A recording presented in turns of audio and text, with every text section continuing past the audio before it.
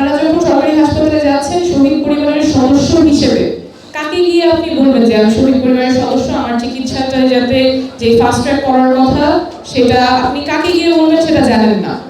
আমি অনেক দিন ধরে বলে আসছি যাতে সরকারিভাবে হাসপাতালগুলোতে আপনাদের চিকিৎসা যাতে ফাস্ট ট্র্যাক হয়, যেই প্রতিশ্রুতি অলরেডি সরকার থেকে আছে সেই প্রতিশ্রুতি বাস্তবায়নে কোনো কাঠামো নেই। কারণ হাসপাতালে গিয়ে ঘুরতে হচ্ছে এক জায়গা থেকে আরেক জায়গা, কোনো সহায়তা কার কাছ থেকে পাওয়া যাবে সেটা জানার সুযোগ নেই।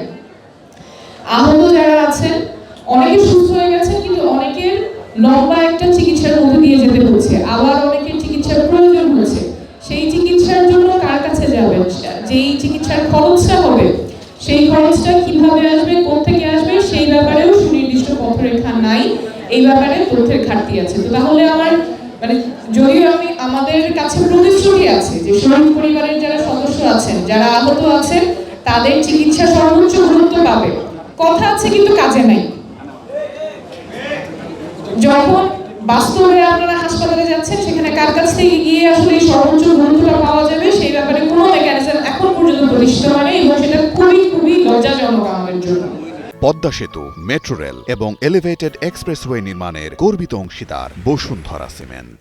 এখন আপনাদের দাঁড়াদাঁড়ি গিয়ে ঘুরতে হচ্ছে, এটা তো হওয়ার কথা না। 2 নাম্বার হচ্ছে যেই ভাতাটা আপনাদের পাওয়ার কথা, যেই সুবিধাগুলো পাওয়ার কথা ন্যায্যভাবে, সেখানেও যখন ঘাটতি হচ্ছে কাকে গিয়ে বলবেন, কোথায় গিয়ে বলবেন, এটা কোথায় গিয়ে সুরাহা হবে সেইটারও কোনো নির্দিষ্ট পথরেখা নাই।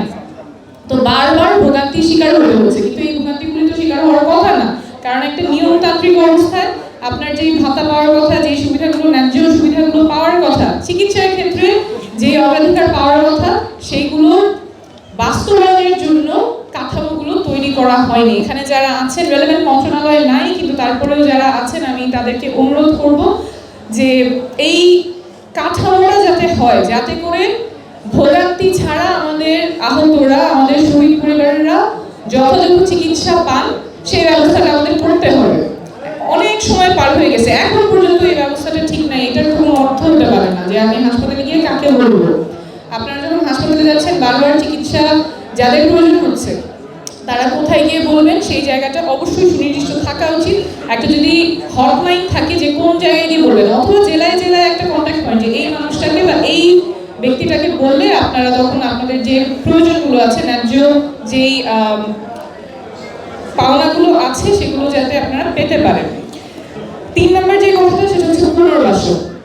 চিকিৎসা এক জিনিস, যারা হাত হারিয়েছেন, পা হারিয়েছেন, চোখ হারিয়েছেন, অনেকে আছেন আজকে আসতে পারছেন, কিন্তু অনেকে আছেন যারা আসতে পারছেন না, ওনারা একেবারেই বেডরিডেন হয়ে গেছেন, শয্যাশায়ী হয়ে গেছেন।